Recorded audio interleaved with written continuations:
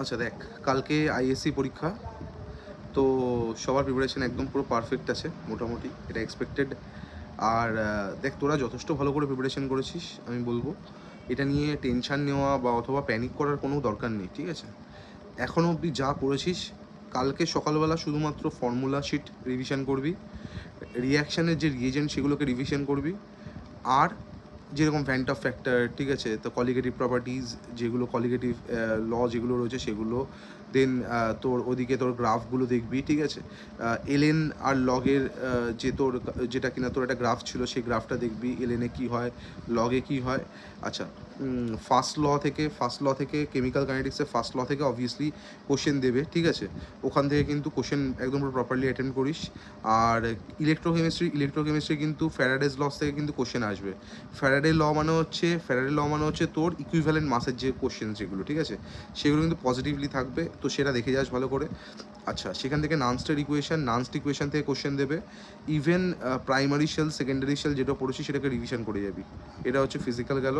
ইনঅর্গানিকের ক্ষেত্রে অবভিয়াসলি কী করবি, কোঅর্ডিনেশন কম্পাউন্ডসের hybridization, oxidation number, coordination number, magnetic number, hybridization, inner field complex, lower তোর কি আউটার ফিল্ড কমপ্লেক্স কিনা।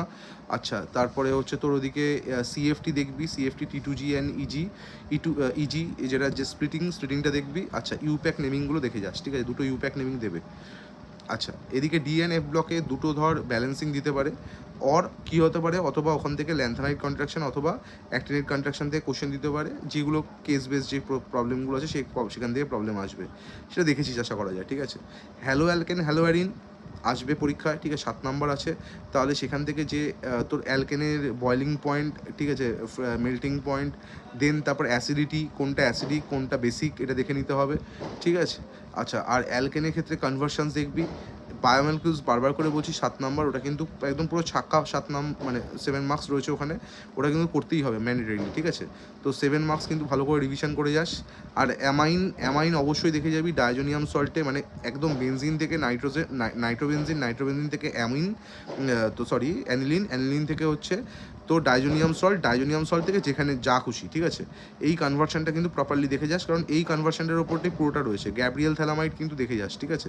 গ্যাব্রিয়েল থ্যালামাইডের কোশ্চেন কিন্তু অনেকবার এসছে, আমার মনে হয় পজিটিভলি এবছরও কিন্তু গ্যাব্রিয়েল থ্যালামাইড আসতে পারে, ইস পসিবিলিটিস, ঠিক আছে?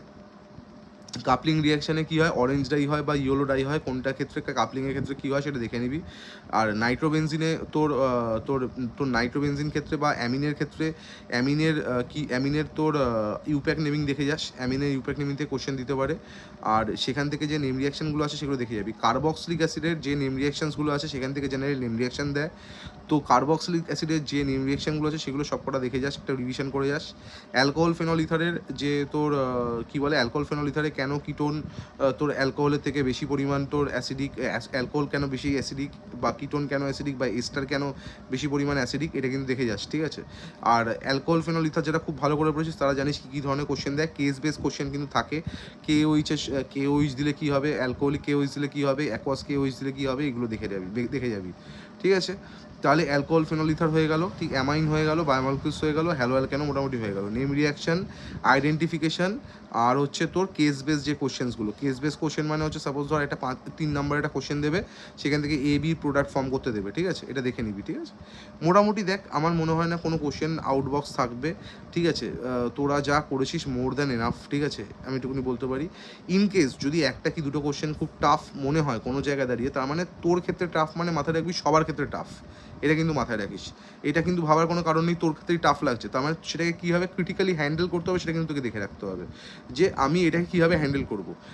অ্যান্ড আর একটা কথা বলার, সেটা হচ্ছে যদিও বা এটা বলা উচিত না, তাও আমি বলছি যে প্রত্যেকটা কোশ্চেন তোরা অ্যাটেন্ড করবি, এটা আমার মানে একদম আমি তোদের উপর বিলিভ করি, ঠিক আছে? তোরা প্রত্যেকটা কোশ্চেন অ্যাটেন্ড করতে পারবি।